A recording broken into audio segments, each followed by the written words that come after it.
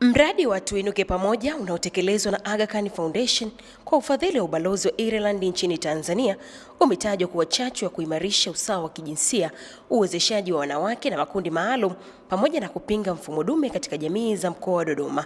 Kwa mujibu wa mratibu wa masuala ya kijinsia wa Aga Khan Foundation makao makuu jijini Dar es Salaam, Bi Zainab Mari, amesema mradi huo unalenga kuchochea usawa wa kijinsia, kujenga uelewa pamoja katika jamii pamoja na kuimarisha mshikamano na mahusiano kupitia elimu na majadiliano ya kijamii. Akizungumza katika mjadala uliofanyika jijini Dodoma Mei 14, 2026 katika mkutano uliowakutanisha wadau mbalimbali kutoka wilaya ya Bahi, Chamwino na Dodoma jiji, ukijumuisha viongozi wa dini, viongozi wa mila, vikundi mbalimbali vinavyofadhiliwa na mradi huo. Lakini hatuwezi kupata maendeleo endelevu kama kuna kundi lolote katika jamii limeachwa nyuma. Kwa hiyo pia tunaposema tuinuke pamoja, lengo letu ni kwamba hatuachi mtu yeyote nyuma.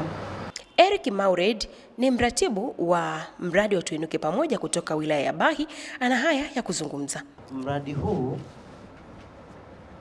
shughuli zake unawawezesha wanawake kwa kuwajengea uwezo wa kiuchumi, lakini pia kuwapatia elimu.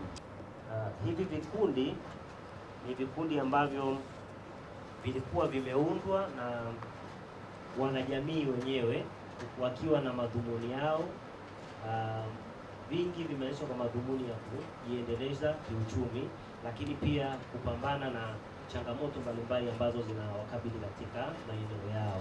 Kwa upande wake, viongozi wa dini, viongozi wa mila na viongozi wanawake wa vikundi mbalimbali vinavyonufaika na mradi huo wana haya ya kuzungumza. Waamini wetu na jamii kwa ujumla, nafasi yetu kama viongozi wa dini ni kutoa elimu sahihi kwa waamini wetu makanisani na misikitini, lakini pia na kwa jamii kwa ujumla. Na hapa tumeangazia pia imani zetu zina akisi haya kwa maeneo mbalimbali ikiwemo katika Ukristo na Uislamu. Serikali wathamini kwa kuwashirikisha viongozi wa mila swala linalohusiana na jamii kwa karibu zaidi. Kitokea baba amefariki na kuna mashamba na mifugo, watoto wa kiume wakipata ng'ombe 5, basi jamii inasema kwamba tumewashirikisha na wakike, lakini wakike wanapewa ng'ombe 1, wanaume ng'ombe 5.